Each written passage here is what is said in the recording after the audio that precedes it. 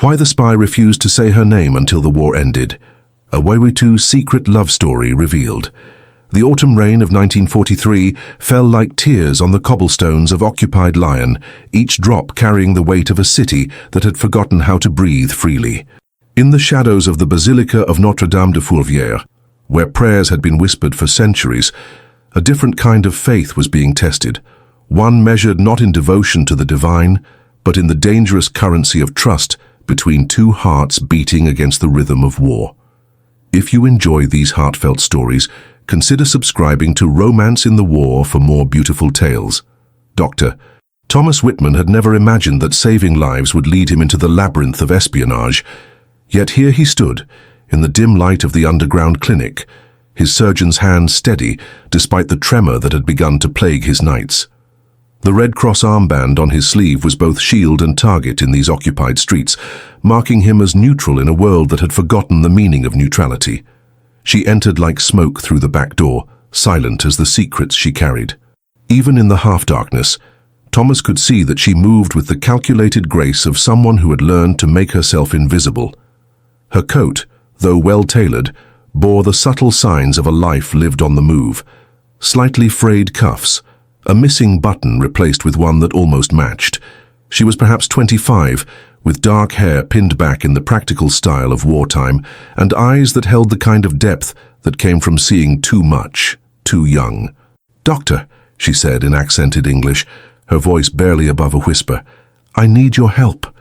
Thomas looked up from the medical supplies he had been organizing, precious morphine and sulfur powder smuggled through channels he had learned not to question. The woman before him was pale, her left hand pressed against her right shoulder in a way that spoke of concealed pain. "You're hurt," he said, moving toward her with the instinctive response of a healer. She stepped back, a reflex as automatic as breathing. "It can wait. There's someone else, a child. The Gestapo raided an apartment on Rue Mercière tonight. The family—" She paused, and Thomas saw her throat work as she swallowed whatever words she had been about to speak. "There's a girl, maybe 8 years old. She's hiding in the cathedral crypt. She needs medical attention." Thomas had been in Lyon for 6 months, working officially with the International Red Cross to treat civilians and prisoners of war. Unofficially, he had found himself drawn into the shadowy network of the French resistance, treating wounds that couldn't be explained by everyday accidents, asking no questions when patriots appeared at his door with injuries that spoke of sabotage and midnight raids. "I'll get my bag," he said simply. Something flickered in her eyes. Surprise, perhaps, or relief. "You don't ask why I know this. You don't ask who I am." "In times like these," Thomas replied, reaching for his medical bag, "some questions are more dangerous than the answers." They moved through the rain-slicked streets like ghosts, keeping to the shadows, avoiding the German patrols that had become as predictable as clockwork in their rounds. The woman, she had given no name and Thomas had learned not to press, navigated the maze of Lyon's traboules, the hidden passageways that connected buildings and courtyards, pathways known only to locals and those who had earned the trust of the underground. The cathedral crypt was a world unto itself, lit by flickering candles that cast dancing shadows on stone walls that had witnessed centuries of secrets.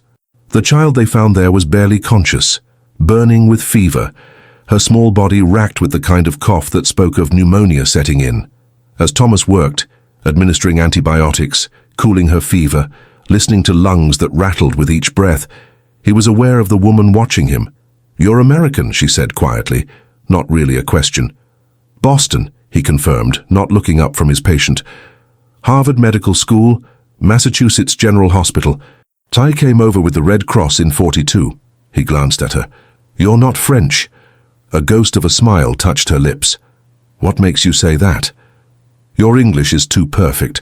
French people learning English make different mistakes than you do. Your accent—" He listened to the sound of her breathing, the way she held certain vowels. "Eastern European, I'd guess. But you've spent time in England." She was quiet for so long that Thomas thought she wouldn't answer. When she finally spoke, her voice carried the weight of carefully measured trust. "I was born in Prague. My family sent me to school in London when I was 16. I was studying at Cambridge when the Germans invaded Czechoslovakia." She paused. "I haven't seen my family since 1939. The child's fever broke near dawn, and as Thomas packed his supplies, he felt the weight of the woman's gaze. In the pale light filtering through the high windows, he could see her more clearly now. There was a strength in her face that spoke of decisions made in darkness, of bridges burned for the greater good. But there was also a vulnerability she tried to hide, visible only in the way her fingers worried at the edges of her coat. "Thank you," she said simply. "It's what I do," Thomas replied. Then, surprising himself with his boldness, he added, "I'm here most evenings, at the clinic. If you ever need medical attention." There was something almost teasing in her voice, but her eyes remained serious. "Anything," he said, and meant it. She studied his face for a long moment. "That's dangerous thinking, Doctor. In this work, caring too much about individuals can get everyone killed. And caring too little," Thomas countered, "makes us no better than them." For the first time her smile reached her eyes. "Perhaps. But I won't tell you my name. Not yet.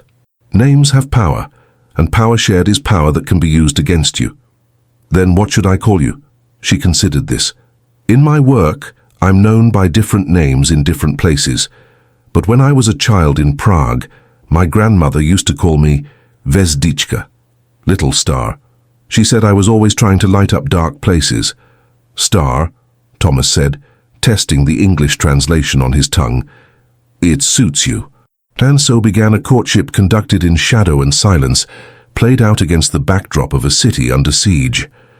They met in the spaces between danger, in the crypt of the cathedral, in safe houses that changed with each moon, in the quiet moments when the war seemed to pause to catch its breath. Thomas learned to read the messages in her movements, the way she touched her left earring when German patrols were near, the subtle hand signal that meant it was safe to approach, the particular cant of her head that warned of betrayal in their midst. Star, as he came to think of her, proved to be a master of her craft. She moved through occupied Lyon like water finding its way through stone, gathering intelligence that would be passed through channels Thomas could only imagine. She spoke at least 5 languages fluently, could forge documents that would fool even experienced German officers, and possessed an almost supernatural ability to blend into any crowd, any situation. But it was in their quiet moments together that Thomas glimpsed the woman beneath the spy. She had been studying literature at Cambridge, had dreamed of becoming a professor, maybe writing poetry. She missed the sound of church bells on Sunday mornings in Prague, the smell of her mother's apple strudel, the way snow looked falling on the Charles Bridge. She carried a small leather book of Rilke's poetry, pages worn soft from handling, and sometimes, when she thought Thomas wasn't looking, she would trace the German words with her finger as if they were a rosary. "Do you ever wonder," she asked one November evening as they sat in a bombed-out church, sharing a loaf of bread that had cost Thomas a week's tobacco ration, "what we'll do when this is over?"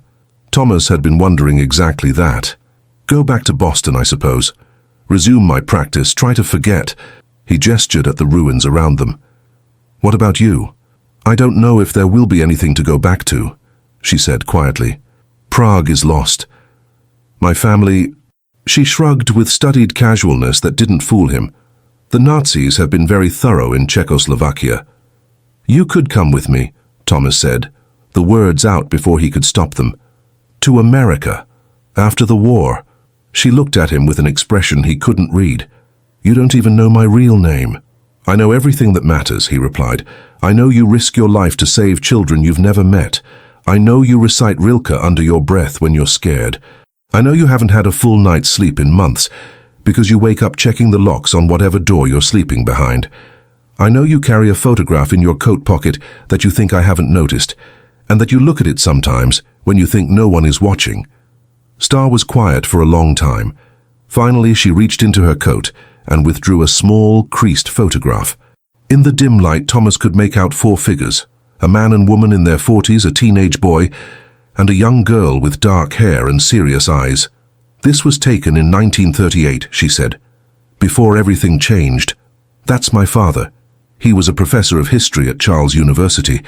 My mother taught piano. My brother Tomáš was supposed to start university that fall." She touched the image of the young girl. "I was 18. I thought I knew everything about the world." "What were you studying at Cambridge?" English literature. I was writing my thesis on war poetry. Wilfred Owen, Siegfried Sassoon. Ironic, isn't it? I thought I understood what war meant because I had read about it in books. She folded the photograph carefully and tucked it away. I received the last letter from my family in December 1940. They were being moved to a work camp in Poland. I've heard nothing since. Thomas reached for her hand, and for once she didn't pull away. Her fingers were cold, the nails bitten short, but her grip was strong. My real name, she said so quietly he had to lean closer to hear, is Elena Novakova. I was born on Christmas Eve 1920 in a little house near Wenceslas Square. My first memory is of my father teaching me to read using a book of fairy tales. My mother always said I was born under a lucky star. Elena, Thomas repeated, and the name felt like a prayer on his lips. But you can't use it, she said quickly. Not until this is over. Not until it's safe. Names are the first thing they use to destroy you. Their relationship deepened through the winter months, measured not in grand gestures, but in small acts of trust. Elena began to appear at the clinic more regularly, sometimes with genuine medical needs. A cut from a broken window, a twisted ankle from a hasty escape, but more often simply to share intelligence about German troop movements or to coordinate safe passage for Allied airmen shot down over the French countryside. Thomas learned to read the war through Elena's eyes. The subtle signs that indicated a resistance cell had been compromised, the way civilians moved differently in the hours before a German raid, the particular tension that preceded a sabotage operation. She taught him codes hidden in everyday conversation, showed him how to spot surveillance, and gradually inducted him into the dangerous ballet of the underground war. In February of 1944, everything changed. Elena arrived at the clinic just after midnight, her face pale and drawn. She moved differently, Thomas noticed immediately, with the careful precision of someone fighting not to favor an injured limb. "There's been a betrayal," she said without preamble. "Someone in our network has been feeding information to the Gestapo. 3 safe houses were raided tonight. We lost 12 people." Thomas felt the bottom drop out of his world. "Are you compromised?" "I don't know. Maybe. Probably." She sat heavily in the chair beside his desk, and for the first time since he had known her, Elena looked genuinely frightened. "They're calling me in. London. They want me to extract to England within the week." "Then go," Thomas said immediately. "Get out while you can. It's not that simple. There's an operation, something big. We've been planning it for months. If we abort now, the intelligence dies with us. But if I stay—" She shrugged. "The net is closing. It's only a matter of time." That night, as Lyon slept under the weight of occupation, Elena told Thomas about Operation Jedburgh, the Allied plan to coordinate massive resistance activities in advance of the D-Day invasion. She spoke of weapons drops and sabotage targets, of communication networks that stretched across occupied Europe, of the desperate gamble that would either help liberate France or result in the complete destruction of the underground. "I'm supposed to coordinate the Lyon sector," she said. "Everything depends on timing. Too early and the Germans will have time to reinforce. Too late and our people will be caught between the Wehrmacht and the advancing Allies." "How long?" Thomas asked. 6 weeks. Maybe 8 if we're lucky." They both knew the odds. Survival in the resistance was measured in months, not years.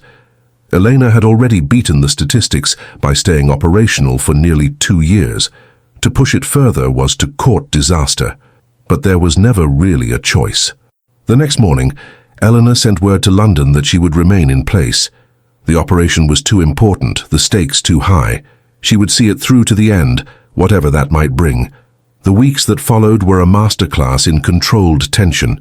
Elena moved through Lyon like a ghost, coordinating drops of weapons and explosives, establishing communication protocols with resistance cells across southeastern France, and preparing for the coordinated uprising that would follow the Allied invasion. Thomas found himself drawn deeper into the web, his clinic becoming an unofficial headquarters for the medical support of the operation. They saw each other in stolen moments, a few minutes in a darkened doorway. Messages passed through intermediaries, hands briefly touched in crowded cafes. The war had taught them to compress entire relationships into heartbeats, to say everything important in glances that lasted no longer than it took to light a cigarette.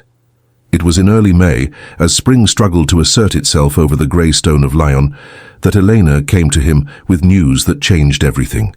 "They've found the leak," she said, settling into the familiar chair beside his desk. But there was something different in her voice, a note Thomas had never heard before. Who was it? Someone we trusted. Someone who had access to everything. She paused, and Thomas saw her hands tremble slightly as she reached for her coat pocket. "My handler, the man who recruited me in London, who's been my contact for 3 years. He's been working for the Germans since 1942. The betrayal went deeper than operational security. Elena's handler had been more than a professional contact. He had been a father figure, a connection to the life she had lost when the war began. Learning of his duplicity was like discovering that her past itself had been a lie. How much does he know?" Thomas asked. "Everything. Every safe house, every contact, every operation. The Germans are moving tonight. By dawn, everyone connected to Jedburgh in Lyon will be dead or captured. Then we run, now, tonight." Elena shook her head. "There's nowhere to run to. Every extraction route is compromised. Every safe house is known. And even if we could get out..." She met his eyes. "There are 43 people in this network, Thomas. Good people. People with families, with children. If we abandon them now, they all die. If you stay, you die. Maybe. But if I run, they definitely die. And everything we've worked for dies with them." That night, Elena orchestrated the most audacious operation of her career. Using her knowledge of the betrayal, she turned the trap back on itself. Messages were sent through carefully selected channels. False intelligence was leaked through the compromised handler, and a network of loyal resistance fighters was mobilized for what would either be their greatest victory or their final stand. The operation unfolded like a deadly chess game. German forces, acting on information they believed was reliable, moved to raid locations that had been abandoned hours earlier. Meanwhile, the real resistance network struck at targets the Germans had left undefended: weapons depots, communication centers, and transportation hubs. By the time the sun rose over Lyon, the city's German garrison was in chaos, their command structure crippled, and their ability to respond to the coming invasion severely compromised. But victory came at a price. In the confusion of the night's operations, Elena had been spotted by a German patrol. Though she had escaped immediate capture, her description was now in the hands of every Gestapo agent in Lyon. Her operational life was measured in hours, not days. She came to Thomas's clinic one last time as dawn painted the sky pale pink over the Rhone. She moved differently now, not with the calculated stealth of a spy, but with the weary grace of someone who had laid down a burden too heavy to carry any longer. "It's finished," she said simply. "The network is safe. The operation will proceed. London is sending a plane for me tonight." Thomas felt as if the ground had shifted beneath his feet. He had known this moment would come, had prepared himself for it as best he could, but knowing and experiencing were different countries entirely. "Where will they take you?" "England first, then, I don't know, maybe America if they'll have me. Maybe back to Czechoslovakia if there's anything left to go back to." They stood in the morning light streaming through the clinic windows, two people who had found love in the midst of chaos, and were now being asked to trust that love could survive separation. "Come with me," Elena said suddenly. "Your work here is done. The Allies will be in Lyon within months. The Red Cross can transfer you to England or back to America. We could..." "I can't," Thomas said, though the words felt like they were tearing something vital inside him. "There are too many people here who need medical care, too many wounded who won't make it without treatment. I can't abandon them." Elena nodded, and Thomas saw that she had expected this answer, had perhaps even hoped for it. It was, after all, one of the things she loved about him, his inability to walk away from people who needed him. "Will you tell me your name now?" Thomas asked. "Your real name?" "Elena Novakova," she said, and the words hung in the air between them like a bridge finally completed. Born December 24th, 1920, in Prague, Czechoslovakia. Daughter of Professor Martin Novak and piano teacher Anna Novakova. Sister to Tomáš, who would have been 23 this year if he had lived. Student of English literature, lover of Rilke's poetry, believer in the power of small acts of courage to change the world. "And I'm Thomas Jonathan Whitman," he replied. Born September 15, 1915 in Boston, Massachusetts. Son of Dr. Robert Whitman and nurse Margaret Whitman. Graduate of Harvard Medical School. Former resident at Massachusetts General Hospital. Current volunteer with the International Red Cross, and completely, utterly in love with a Czech spy who refuses to tell me her name. They laughed then, the first real laughter either had shared in months, and Thomas realized that this was what he would remember most about Elena, not the danger or the secrecy, but the moments when she had let him glimpse the woman she had been before the war, the woman she might yet become again. The plane came for Elena that night, a single-engine Lysander that dropped out of the darkness like a shadow with wings. Thomas was there to see her off, standing in the darkness at the edge of the makeshift airfield, while Elena said goodbye to the remnants of her network. She came to him last, carrying only a small satchel and the weight of 3 years of war. "I have something for you," she said, reaching into her coat. She withdrew the small leather book of Rilke's poetry, pages soft with handling. "So you won't forget how to find beauty in dark places." Thomas accepted the book with hands that trembled slightly. "How will I find you? After the war?" "You won't have to," Elena said. "I'll find you. Spies are good at finding people." She touched his face gently, memorizing its contours. "Wait for me, Thomas. Whatever else happens, wait for me." The plane's engine coughed to life, and Elena stepped back toward the aircraft. At the last moment, she turned back. "My grandmother's address," she called over the engine noise. "Josefska Street, number 12 in Prague. If I don't survive what comes next, look for her there, tell her." Elena paused, then smiled. "Tell her the little star found her way home." Thomas watched the plane disappear into the darkness, carrying Elena away from the war and toward an uncertain future. He stood in the empty field long after the sound of the engine had faded, holding the book of poetry like a talisman against the loneliness that was already beginning to settle around him. The liberation of Lyon came in September 1944, as American and French forces swept up the Rhone Valley in the wake of the successful Normandy invasion. Thomas remained in the city through the autumn, treating the wounded from both sides, helping to rebuild the medical infrastructure that had been destroyed by 4 years of occupation. When the Red Cross finally recalled him to America in December, Lyon was free but still scarred, like a patient recovering from a long illness. Thomas returned to Boston and resumed his practice, but the war had changed him in ways that went deeper than the grey that now touched his temples or the slight tremor in his hands that still appeared during moments of stress. He had learned that love could flourish even in the darkest circumstances, that courage was often found in the smallest acts, and that some connections transcended the boundaries of time and distance. He waited, as Elena had asked him to wait. He kept her photograph in his medical bag, read Rilke's poetry in both German and English translation, and scanned every newspaper for news from Czechoslovakia.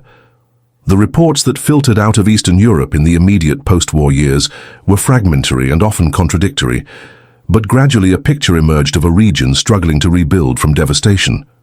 It was in the spring of 1947, nearly 3 years after their separation, that Thomas received a letter postmarked from Prague. The envelope bore his name written in careful script, and inside was a single sheet of paper, covered in Elena's familiar handwriting. "My dearest Thomas," the letter began, "I hope this finds you well, and that you have not entirely forgotten a Czech spy who once refused to tell you her name. I am writing from my grandmother's house on Josefska Street. Yes, she survived, though she is frailer than I remembered, and her memory comes and goes like morning mist. Prague is not the city I left, but it is still home, and that is something. I have news both good and difficult. I found my brother Tomáš. He survived the camps, though he is much changed by what he endured. My parents did not return. We have been told that they died in Auschwitz in the winter of 1943. But I choose to believe that they are at peace, and that they would have been proud of what we accomplished in those dark years. I work now for the new government, helping to rebuild our intelligence services, and to hunt down war criminals who have tried to disappear into the post-war chaos. It is necessary work, but I find myself growing tired of secrets and shadows. I think often of your words about caring too much and too little, and I wonder if perhaps it is time to learn to care in different ways. I have something to tell you, and I hope you will forgive me for keeping this secret, even as I shared so many others. During our last weeks together in Lyon, I began to suspect that our careful precautions had failed in one particular way. I am now certain of what I only suspected then. Thomas, you have a daughter. Her name is Anna, after my mother, and she was born here in Prague in November 1944. She is healthy and bright and has your stubborn refusal to accept that some problems cannot be solved by caring enough. I know this is a shock, and I know you will have questions about why I kept this from you for so long. The truth is that I was afraid that you would feel obligated to abandon your work to come after us, afraid that I would be putting both you and the baby in danger by revealing her existence, afraid that I would be asking too much of a man who had already given everything to help strangers in a foreign land. But the war is over now, and secrets have lost their power to protect us. Anna deserves to know her father, and you deserve to know that your love created something beautiful in the midst of all that darkness. I am enclosing a photograph and a small item that belong to you, the stethoscope you left behind in your haste to treat a wounded resistance fighter in March 1944. I have carried it with me through everything that followed, and Anna has played with it since she was old enough to hold it steady. She listens to her own heartbeat and tells me it sounds like Papa working. If you want to meet your daughter, and I hope with all my heart that you do, I have arranged for travel documents. The American Embassy in Prague has been informed that you have family here and that you are welcome to visit. I know it is a great deal to ask, and I will understand if the life you have rebuilt in Boston is too important to risk on the uncertain promises of a woman who once could not even tell you her real name. But if you are willing to trust me one more time, if you are willing to believe that some loves are strong enough to survive war and separation and all the small betrayals that come with living in the world, then come to Prague. Come home to us. All my love, Elena Novakova, and I can finally sign my real name without fear. Thomas read the letter 3 times before the words fully registered. Then he sat in his Boston office, holding the photograph Elena had enclosed, a picture of a young woman with familiar dark hair holding a baby, who had inherited her mother's serious eyes and her father's stubborn chin. And he began to laugh. Not the desperate laughter of wartime, but the deep, joyful laughter of a man who had just discovered that the story he thought had ended was actually just beginning. 6 weeks later, Dr. Thomas Jonathan Whitman stood on the Charles Bridge in Prague, watching the morning sun paint the castle walls gold above the Vltava River.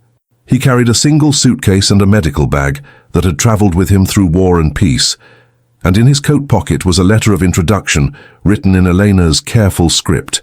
She was waiting for him at the end of the bridge, holding the hand of a 2-year-old girl with dark curls and eyes that held the promise of mischief. Elena looked older. The war had left its marks on all of them, but when she smiled, Thomas saw the woman who had once moved through occupied Lyon like smoke and starlight. "Elena Novakova," she said as he approached, and her voice carried all the love and hope and careful trust of someone who had finally learned to speak her own name without fear. "Thomas Whitman," he replied, kneeling down to meet his daughter's curious gaze. "And you must be Anna." The little girl studied him with the serious attention of a child, trying to match a face to a story she had been told. Then she reached out with one small hand and pressed it against his chest, just over his heart. "Papa working," she announced solemnly, and Thomas felt something inside him that had been held in careful suspension finally settle into place. Later, when Prague had welcomed another spring and Anna had learned to call him Papa in both Czech and English, when Elena had agreed to marry him in a ceremony held in the garden of her grandmother's house on Josefska Street, when they had begun to plan a life that would bridge the distance between Prague and Boston, Thomas would look back on that moment on the Charles Bridge and understand that some stories are too large to be contained by the boundaries of war and peace. Love, he had learned, was not diminished by secrets or separation, or even by the terrible weight of the things people did to survive in dark times. Instead, it grew stronger in the spaces between words, in the trust that allowed 2 people to wait for each other across oceans and years, in the faith that some connections were deep enough to weather any storm. And sometimes, if you were very lucky and very patient, love rewarded that faith by giving you a second chance to build something beautiful from the ruins of everything you thought you had lost. In the end, Elena had kept her promise. She had found him, just as she said she would. And in finding him, she had given him not just the return of a love he had thought lost forever, but the gift of a future neither of them had dared to imagine during those long nights when the war seemed like it would never end. The spy had finally said her name, and in speaking it she had spoken them all back into the light.